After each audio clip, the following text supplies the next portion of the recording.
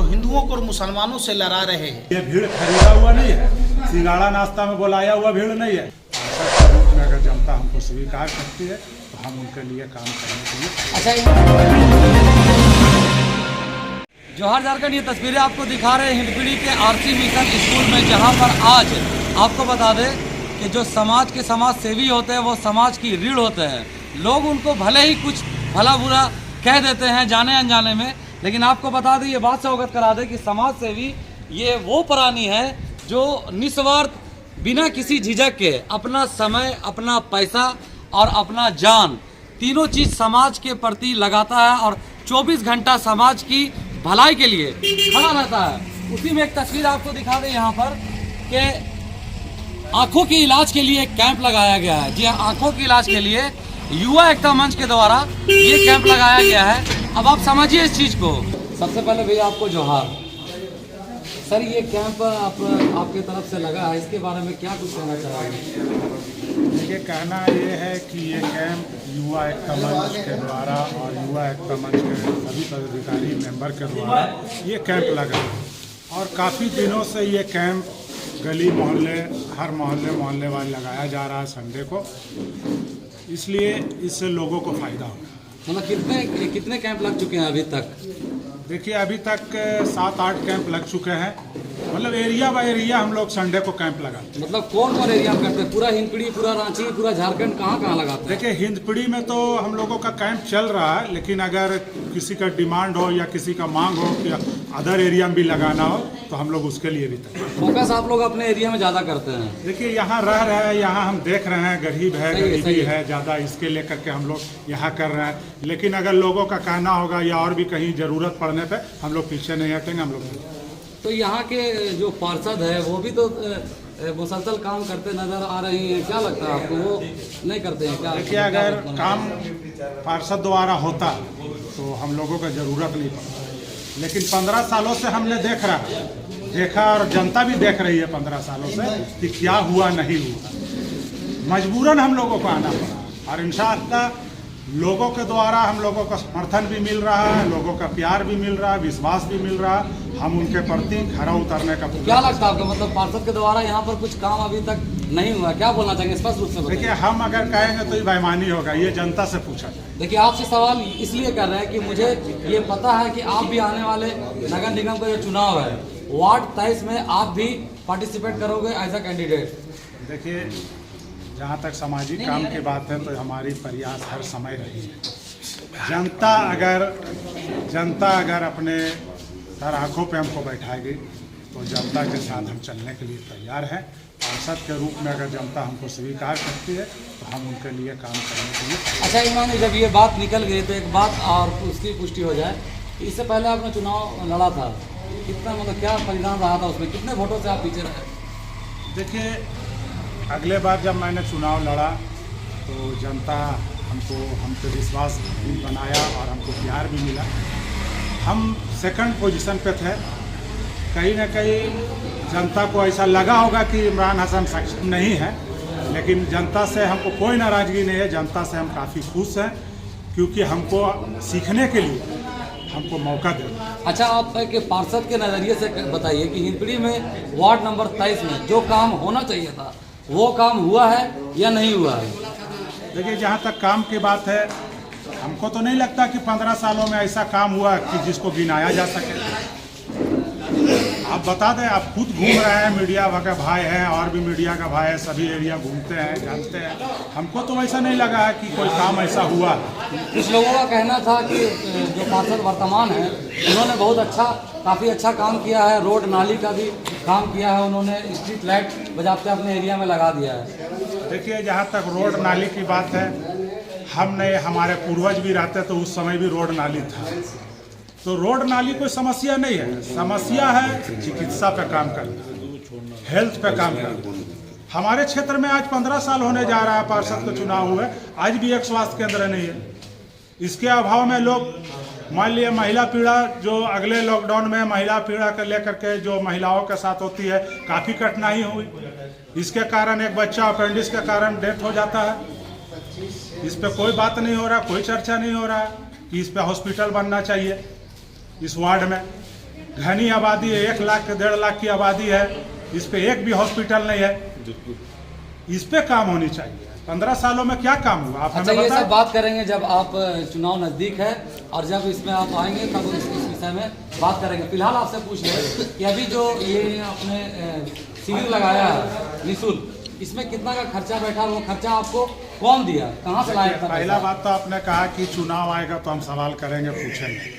चुनाव आने का बात जहाँ तक बात है तो चुनाव से पहले, चुनाव के बाद भी हम हर टाइम आप लोगों के साथ हैं और आपको जवाब देने के लिए, लोगों से रूबरू होने के लिए इंशाअल्लाह हम हर समय तैयार हैं। अभी आपका कितना पैसा लगा यहाँ? रहा सवाल कैंप का, तो कैंप में हमारा कोई पैसा नहीं लगा। ये एक प्यार है कि सभी भाई लोग मिल करके सामने आ रहे हैं। ये 1 लाख है कि इतना जो भीड़ देख रहे हैं, ये भीड़ खरीदा हुआ नहीं है, सिंगाड़ा नाश्ता में बुलाया हुआ भीड़ नहीं है। ये भीड़ है जो प्यार से, जो 1 लाख से लोग आए और समाज के प्रति अपना हाथ को बढ़ा रहे हैं। चलिए, बहुत बहुत शुक्रिया सर। सबसे पहले आपको जोहार सर। आपको एज अ चीफ गेस्ट यहाँ बुलाया गया है। हिंदपीढ़ी में आपका पहली बार या शायद दूसरी बार आना हुआ, क्या कहेंगे हिंदपीढ़ी के लोगों को और यहाँ के जितने भी पॉलिटिशियन हैं या आम जनता को? देखिए, सवाल ये दलगत भावनाओं का नहीं है, सवाल जाति का नहीं है, सवाल धर्म का नहीं है, सवाल मानवता का है, मानव सेवा का है और मानव सेवा सर्वोपरि माना गया है।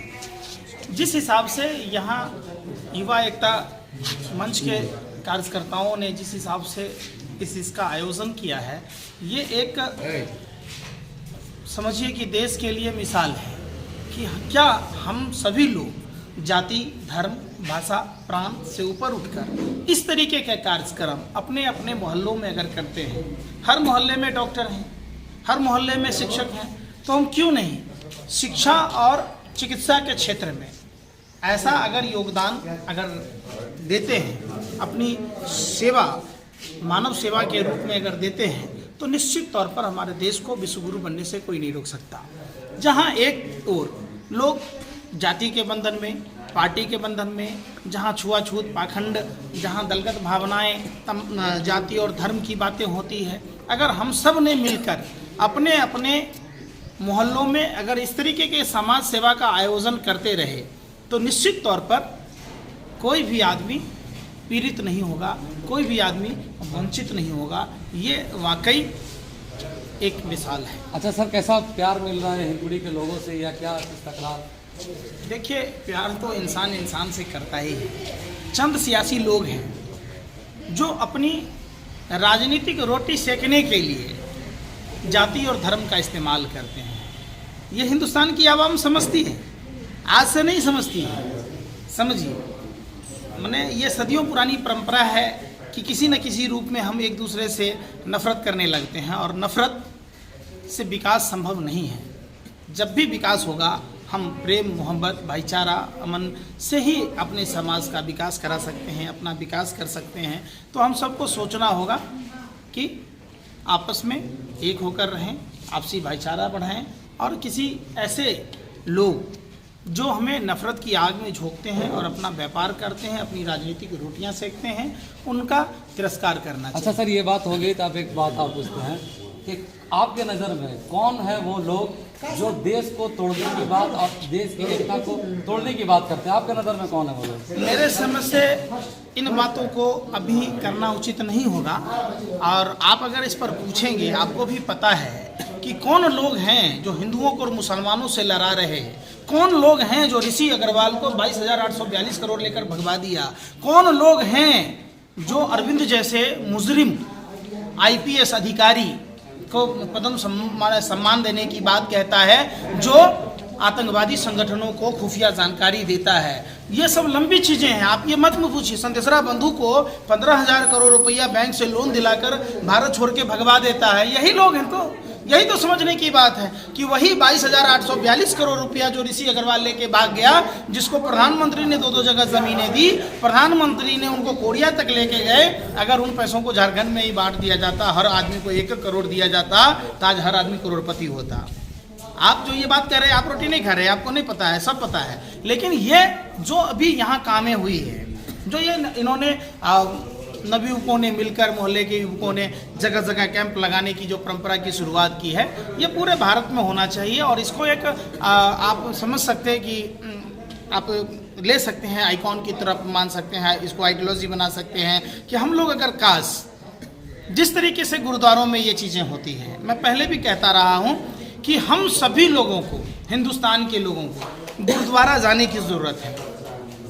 हमारा दुश्मन, अगर मैं हिंदू हूँ तो मेरा दुश्मन मुसलमान नहीं है, और कोई मुसलमान है तो उसका दुश्मन हिंदू नहीं है। ये चंद सियासी लोग हैं जो हम हिंदुओं को, हम मुसलमानों को आपस में लड़ाते हैं।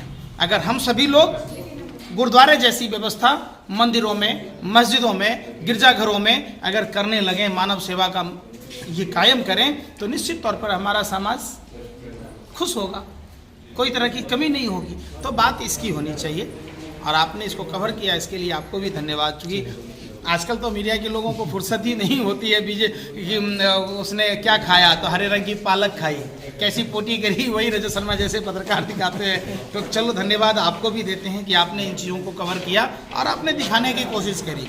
सोशल मीडिया एक बहुत बड़ा हथियार है, और हम सबको अपना धर्म का निर्वाह करना है। जैसे आप पत्रकार हैं तो आप पत्रकारों का धर्म है कि उन खबरों को दिखाएं, उन खबरों को ना दिखाएं जो देश को बंटवारा करता हो, उन खबरों को दिखाएं जो देश को भाई से भाई को जोड़ता हो। जैसे अंबुजा सीमेंट का प्रचार आता है ना, वैसे आपको दिखाने की ज़रूरत है। इसके लिए आपको धन्यवाद दिया, और फिर इन चीज़ों को आप बताइए। शुक्रिया, बहुत बहुत धन्यवाद।